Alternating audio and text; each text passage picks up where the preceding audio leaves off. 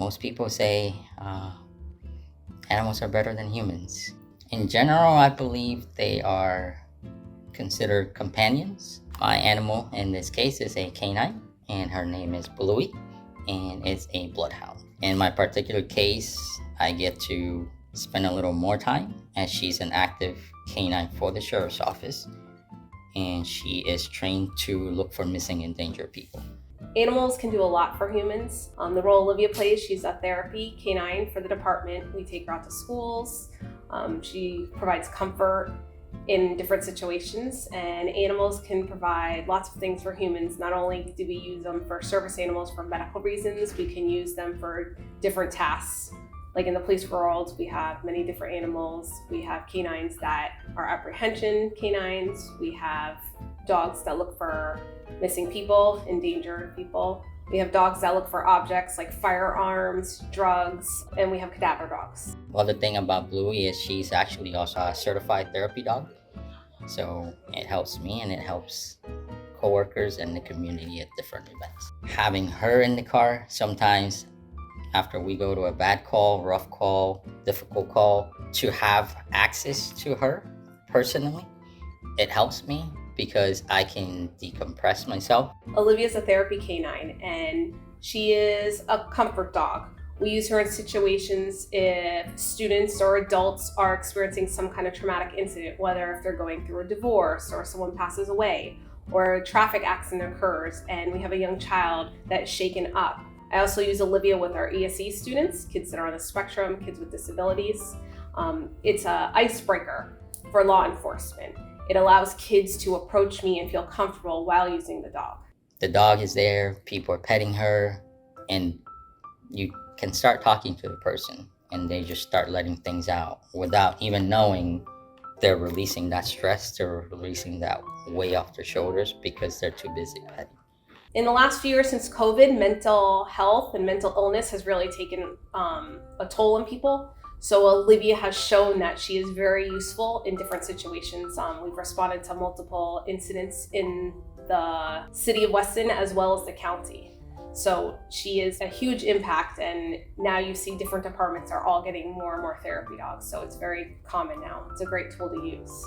Olivia is very special. She is just like me. She goes everywhere with me from morning to night. She's always with me. We'll work out at a school or at a location. We come back, she roams the police station, and then she comes home with me and spends the rest of the evening and the weekends with my family.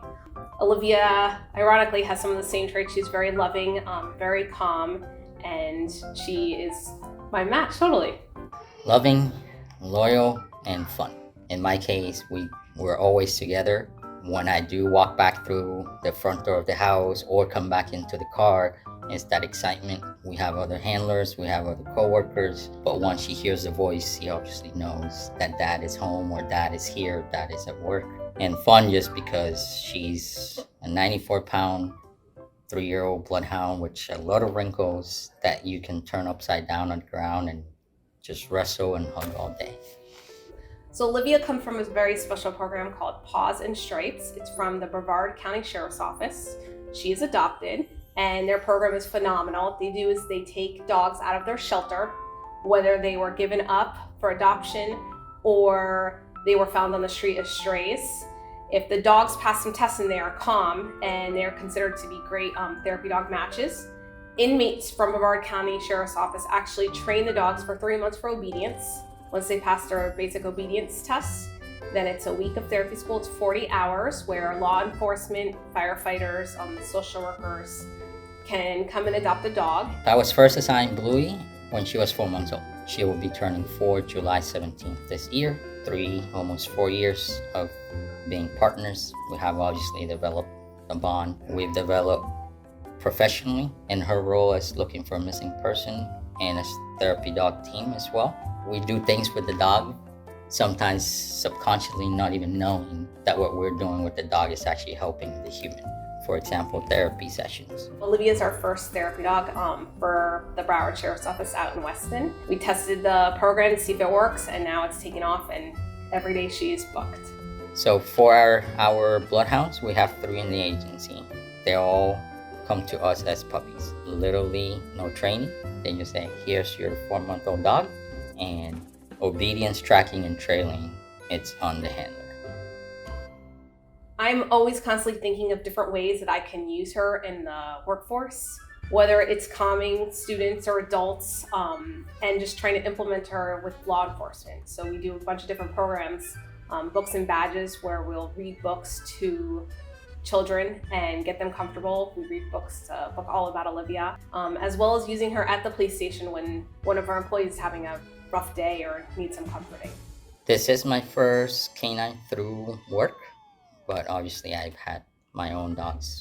Because of those dogs, I wanted to eventually get to a canine position where I am right now. I think animals make a difference in the human's life. They can have a huge impact, whether it's calming, whether it's just brightening up your day. And so that's, I think, the reason why people get a pet at home, because it gives you that warm and fuzzy feeling when you come home from work and your dog's excited to see you, or you're having a rough day and the dog puts, their head on your lap and trying to tell you, it's okay. So I think animals, not just dogs, are super important for us to have.